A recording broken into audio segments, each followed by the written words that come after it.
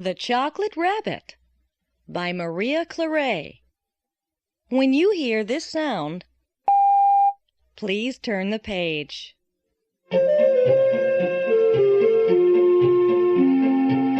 This is the story of Bertie Rabbit. He was a very special rabbit, and it is thanks to him that there are chocolate rabbits in the shops every Easter. Bertie had two sisters, Polly and Patty. Every day they complained loudly. "Must we go to school?" But Mother Rabbit wanted them to be very wise, and she made them go.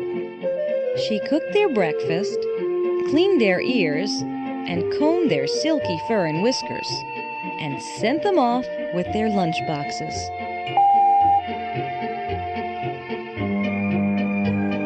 Bertie's father was a fine artist.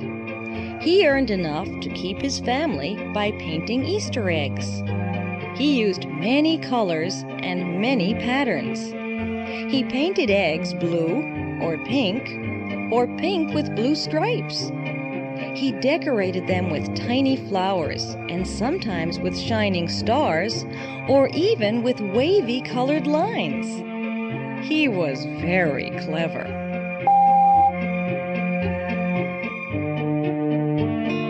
Every year, Father Rabbit set aside a little of his hard-earned money until he could announce proudly, "We're going to have our photograph taken." While Father Rabbit spent his days painting eggs, Mother Rabbit looked after the house and made sure Bertie and his sisters went out to collect fine, fresh eggs.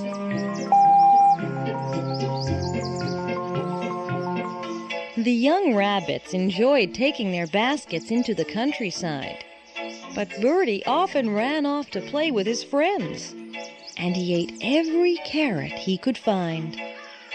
Best of all, Bertie liked to go off on his own. He would wander away and forget all about his sisters and about collecting eggs.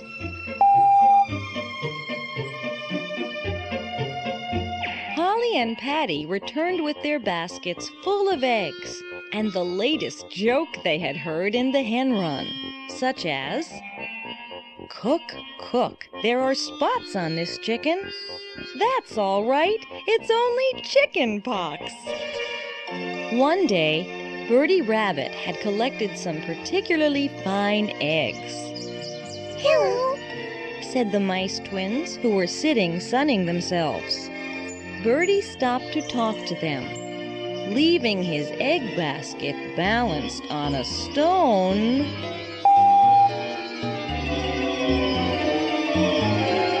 Crash!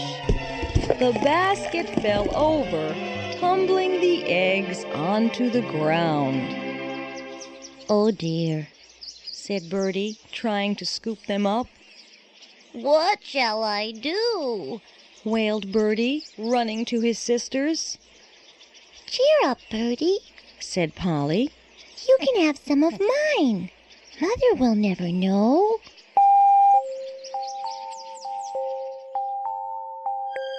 That night, Mother Rabbit was so pleased with her children that she decided to make a chocolate cake. After carrots, this was their favorite food. She set her alarm clock and settled down to sleep.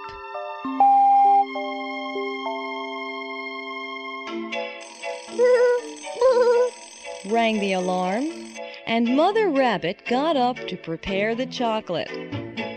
When it was ready, she put the saucepan on one side to cool and crept back to bed.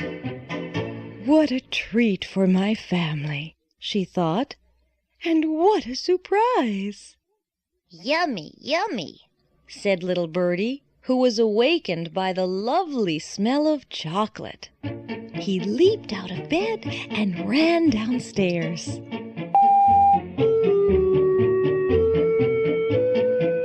Bertie climbed on a stool. "Just to look," he said. Then he put one little paw into the saucepan. just to taste. Then the stool fell over. Goodness gracious! Bertie was covered all over in chocolate.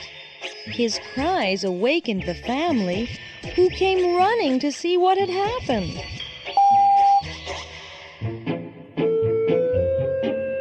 They stood around speechless until suddenly Father Rabbit shouted, "I've got an idea, a marvelous idea. Why hasn't anyone thought of it before?"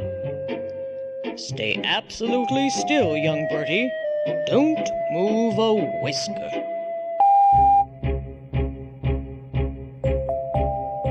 Father Rabbit quickly got his tools and a piece of wood and started to carve. Soon he had shaped the wood so that it looked exactly like poor little Bertie, all covered in chocolate. Mother Rabbit prepared more delicious chocolate. Then she poured it into the rabbit-shaped mold Father had made from his little wooden rabbit.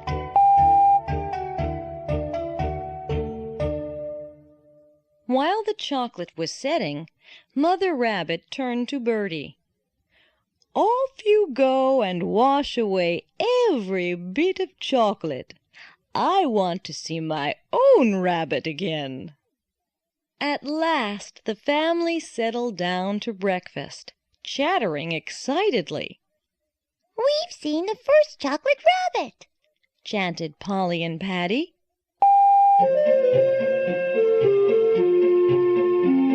From that day, many, many chocolate rabbits appeared in shop windows, and many, many of them were made by the rabbit family. At Easter time, chocolate rabbits even appeared sitting among Easter eggs on very special cakes.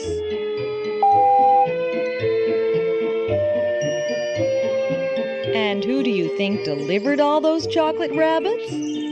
Why, little Bertie, of course, with his own yellow cart. And he never dropped a single one.